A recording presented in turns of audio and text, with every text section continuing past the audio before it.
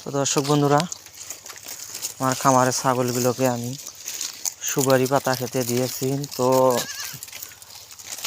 সব ধরনের গাছের পাতাই আমি আমার খামারের ছাগলগুলোকে দিই।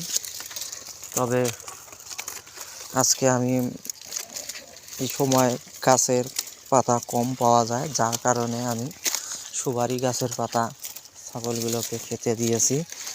তো আপনারা যদি কেউ ছাগলের খামার করতে চান তাহলে অবশ্যই আপনাদেরকে বিভিন্ন ধরনের গাছের পাতা খিলাতে হবে ছাগলগুলোকে, না হলে আপনাদের ছাগলগুলো অসুস্থতা ভুগবে। তো আপনারা ছাগলের খামার করতে চাইলে আপনারা যেভাবেই হোক ছাগলগুলোকে গাছের পাতা সবসময় ঘাসের পাশাপাশি আপনারা গাছের পাতা খাওয়ানো শুরু করবেন। আর গাছের পাতাতে প্রচুর পরিমাণ ভিটামিন থাকে। তো আপনাদেরকে সবাইকে ধন্যবাদ। যদি আমার ভিডিওগুলো ভালো লাগে তাহলে অবশ্যই লাইক, কমেন্ট, শেয়ার করবেন। ধন্যবাদ।